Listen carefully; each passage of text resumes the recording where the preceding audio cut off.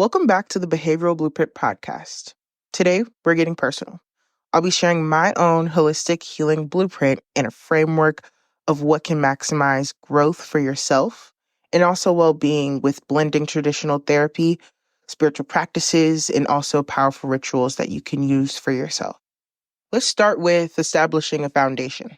What does it mean to be spiritual for yourself? That can be a word, that can be a religion, that can be physical items that mean something to you, or even forms of heirlooms from your family. How does that connect with yourself? And also how we can look at the various definitions of what that means for you. Today, we're going to focus on the universal theme of interconnectedness. Also, what that means for being a part of something that's larger than just yourself. And of course, when you think of the word spirituality, you think of the crystal girl and also what it means to have the sage and the Palo Santo and all of these things that, of course, if you were on 2020 TikTok, you understand what that means.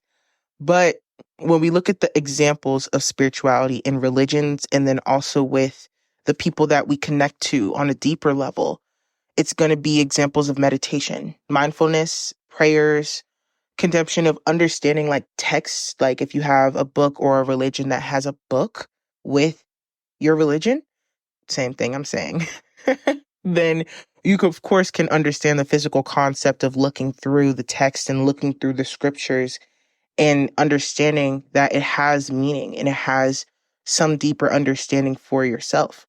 Then also we can look at like spiritual retreats, traveling. Those things help you spiritually because you're in a space of not focusing on the routine of where you are always at, and then also practicing love. Understanding that compassion and love are often described as looking at spiritual elevation, and then also how you can help yourself with being more spiritual with yourself. Of course, people say all the time, if you love yourself, then you love everything around you. And that truly makes actual sense. And it's a reality for a lot of people because their reality is love. Their existence is love. They move and act in forms that are helping for them. And then also what people would say is spiritually elevating. If you believe in fate or if you believe in everything happens for a reason, then this is the episode for you. As a Sagittarius moon myself, I know that having hope and having inspiration and having things that give you reason are going to be honestly your ship and where you guide yourself. For me, I have multiple different things that I tap into myself for my spirituality and then also for my fulfillment with a religion. And I know that with the security of these things and how they benefit me, I know that they are interconnected. I know that they all happen to be for me because they were placed into my life for a reason.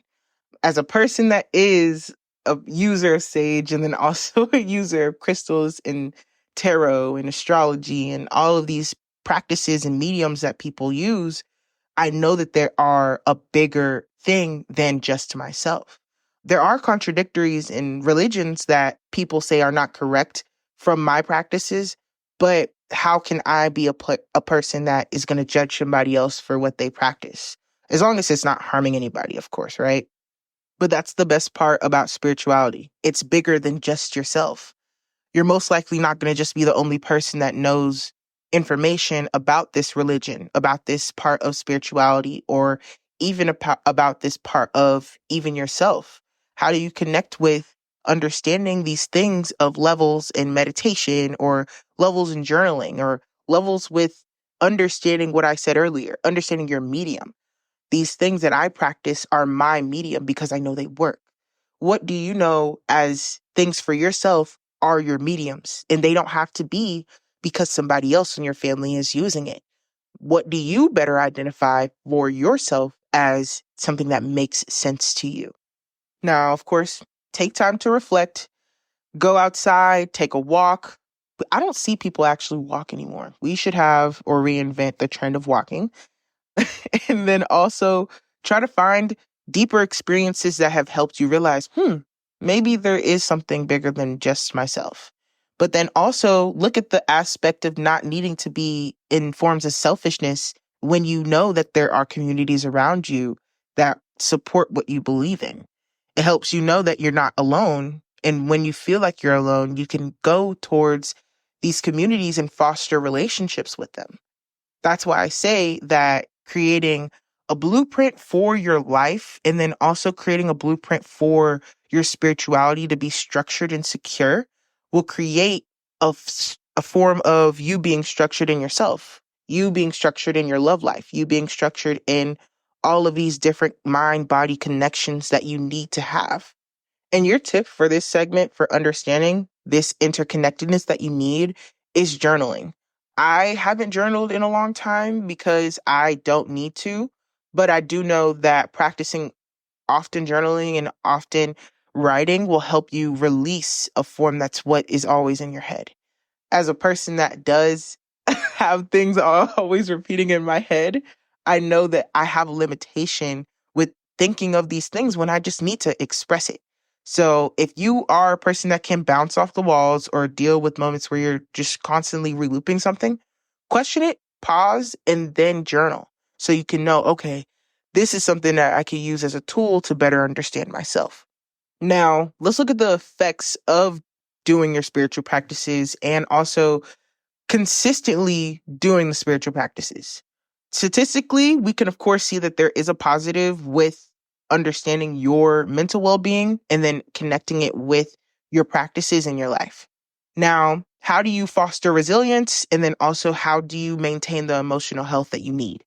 I say for understanding yourself, there's nothing that's going to look the same for person to person. Where do you go with needing this thing when you deal with quote unquote this other thing? How do you respond when there is something that is difficult for you, but you do know that you can find a way of release for yourself? Then also ask if the thing that you are doing is promoting emotional health or forms of health for you, emotional, spiritual, mental, all of the different forms and boxes. But then also question if what you have done is from you. Are you doing actions? Are you doing things because this person told you that this is better for you? Or are you doing it for yourself? Because going back to what I was talking about, we know that if you have these things that are interconnected, like the heirlooms or knowing things with your family or knowing things with your religion, those, if they are healthy, especially traditions and families, use your community because that's what they're there for.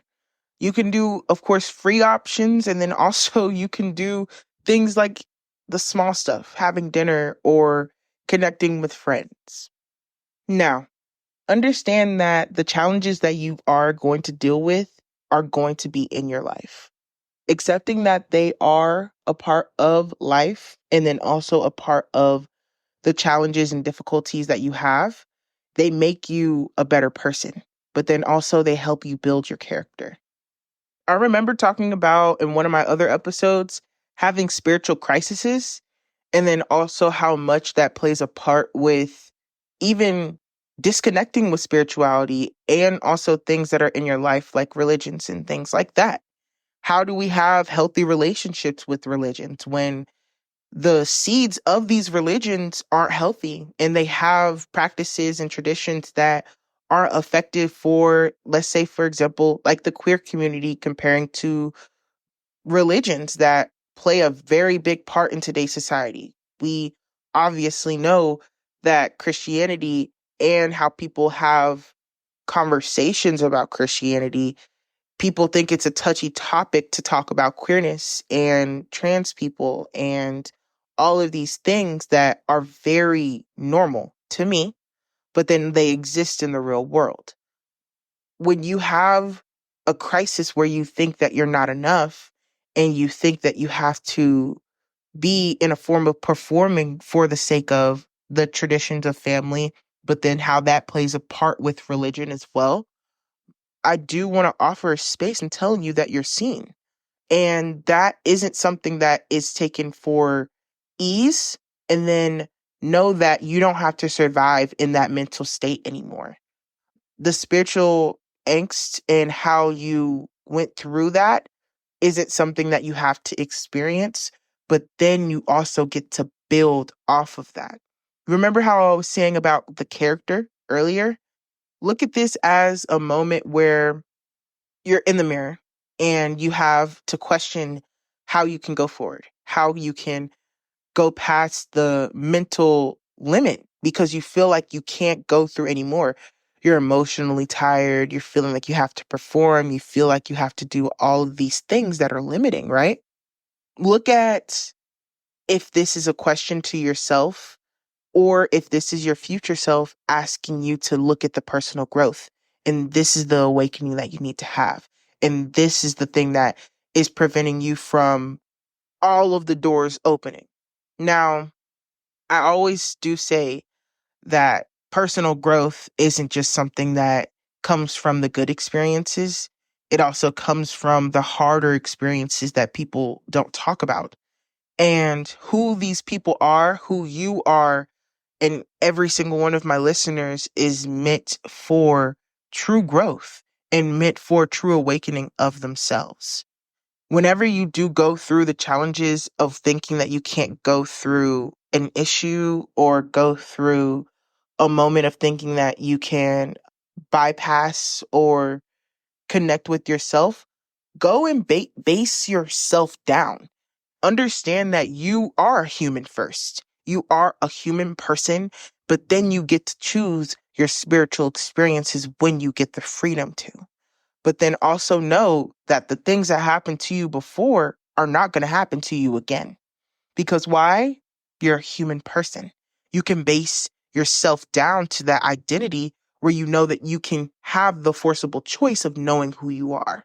But then, now that you know you're just a person and you can create these choices, you can choose the mediums and the practices and also the things that don't make sense and that you're curious about, of course, safely, and know that these things that are choices.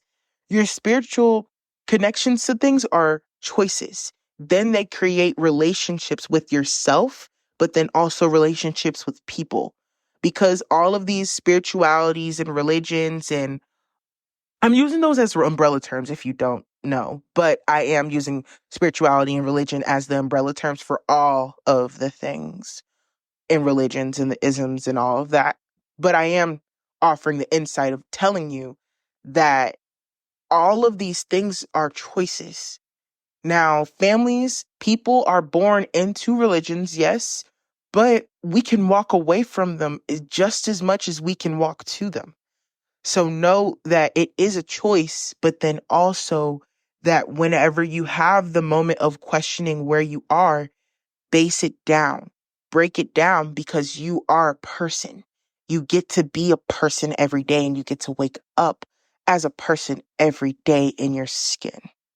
As a person who has dealt with mental issues, mental crashes, and also forms of questioning my mental sanity, I feel like I know the difference between the scale of the physical world and then the spiritual world because I've seen both and then I've felt both and then I've connected with both. I see that both of them play a part with who you are and you need to prioritize both of them. Your emotional, physical self is important. Your mental health is important. And you can't just subside your physical aspect of who you are because there's gasoline in you. You know, there's so much that you can take and there's so much energy that you can have. And there's also a cap of where you can go. And when you recognize the form of looking at the scale, I guess I'll use that, looking at the scale, you know that they have to be even. You can't care so much more about your physical, but then lose sense of self with your spiritual and then go way too deep into spiritual psychosis and not care about your physical self. You have to have an even middle ground of both because that's stability. Now, that's my advice, but I do offer a space of looking at where this fits best for you. This is about where your growth can lead and how you can best create movement for yourself and create betterment for yourself.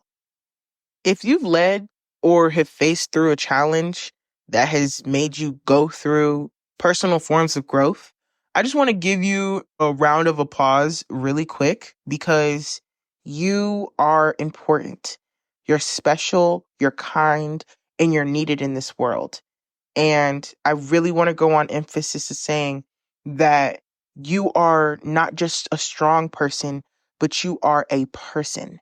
And I am so proud of you for undergoing through your story and through the things that you went through.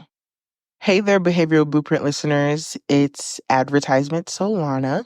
I hope that you're enjoying the exploration of the holistic healing and what it means for you and me. I want you to take a moment to review and rate the podcast so we can take care of your needs. Also, we appreciate your feedback. And if you have any other questions, we totally appreciate it in our Instagram direct messages.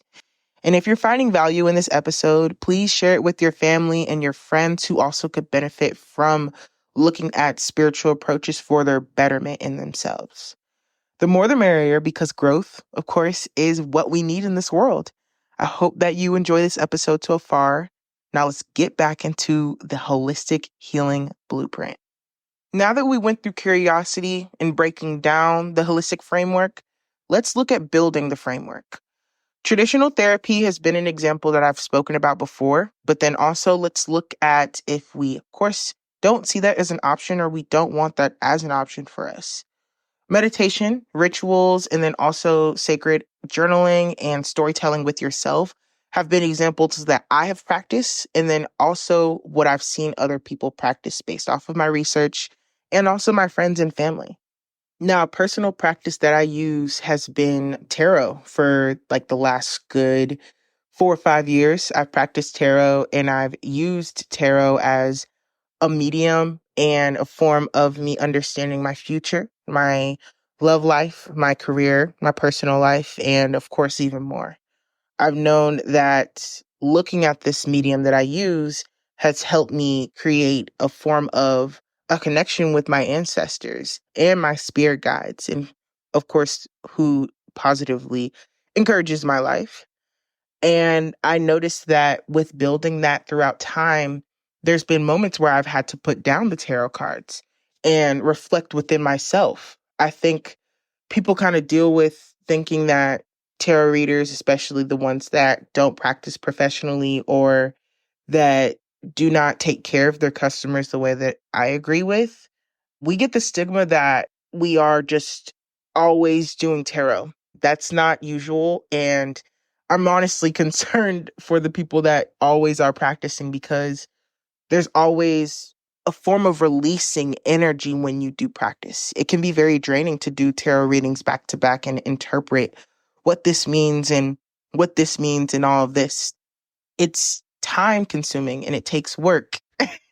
And this became, of course, a conversation about tarot, but focusing back on the building, I use tarot as my form of building my spiritual sense of self. So, what do you use for yourself that helps you build a form of a house? Think of it as building blocks. I use tarot day by day if I wanted to, but then I could use it week by week. I could put it down for multiple months and then use another medium that I know I use that helps me. And it doesn't just have to be strictly tarot. You can use multiple different things, but then also if you feel like you just want to have one connection to one spiritual benefit or benefit factor, do that. Just know that it shouldn't have to be scary. It shouldn't have to be scary to journey out and look into what is better for you or what makes more sense for you. There are multiple families and friend groups and so many communities that have one person that believes in other things and then of course four other people that believe in this. So you don't have to be a square when it comes down to what makes sense for you, but then also what pours into your cup and what makes you feel best. And if you're curious about what meditation can do for you, journaling, or also like exercise or things that help you, of course, again, deep down, just be curious with them. Start small and do it day by day, hour by hour, or what works for you, and then see if it resonates with you. Question yourself and your intuition to see, okay, does this feel good? Because even how I could relate it back to tarot, it took me a very long time to create a form of intuition with myself to know that I'm communicating and also knowing what I'm doing. So take your time and learn slowly because you're not needing to be an expert off rip. You can be in moments of thinking that, okay, I don't know everything because you are just a learner. You're just a person that's open into learning what is meant for you in this world. Now let's talk about the power of collaboration in communities. Imagine if you had every single person or every single thing that could fit you spiritually. I want you to know that it exists in the world and you can have collaborative friends, partnerships, communities that fit for you. I was recently dealing with where I've had to find a church community in Dallas, and it is very, very difficult to have what is shown on social media actually play a part with what is the spirit in the room. And it took me some time where where did I go to? I went to one community church. I liked it. It was amazing. And then I went to, what was the other one? There were so many that I went to week by week, but there were just a couple of them that I was just like, okay, is this aligned for me? Is this something that I feel really secure with where I don't have to question it walking out the door or walking and greeting anybody that's working there or that's a guest there? Do I feel good walking from pew to pew? These are important things that are important for my perspective of enjoying church, you know? Look at where you can connect that and how it feels for you. But then also, you can do the same thing with if you're practicing therapy and you need to have a proper therapist. It took me like 3 tries, maybe 4, to find Karen. It took me forever to find Karen, but now I have her. So it's so much easier for me to look at my approach with weeding out what I need to. In this life and what you get to have, you're privileged to get a choice and you're privileged to understand that this is just something that could be long term or something that can be short term. And if you weed out the choices and you make a decision that you know you feel secure with, that creates it in your life to be something that you can have in a long term journey for yourself. Also, know the difference between community healers and spiritual leaders, and then also knowing who you take information from, because not everybody that has a name or has a platform is going to be the people that feed into what you want. So if you have somebody that, of course, has a mass following or has a mass approach, or people love what they have, but you just don't like it and you feel like you don't need it, then know and pick it apart and know, okay, this is not for me. I don't want this anymore, or I don't think this is going to work for myself. And remove yourself from the thing that you know you don't want to be around. But then also know that just because it doesn't work for you doesn't mean it can't work for somebody else. And also another tip, I know that it takes time to find proper leaders that are practicing in a healthy way. But once you do, look into finding the leaders in your community and helping with guidance. Or if you feel like you have that leader mentality or leadership skill set, be open to volunteering. And then that also creates a form where you can have the community physically with yourself to better yourself. I wanted to give you guys 3 extra tips to practice for your life whenever it comes down to how you're going to look into taking care of understanding what you need spiritually for yourself. Number 1, know that you can build a support system.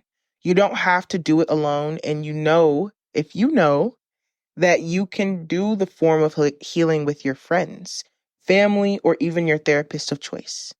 Knowing that you have a support system can, of course, take care of your encouragement, your confidence, and how you can look at accountability for yourself, spiritually, mentally, and also emotionally.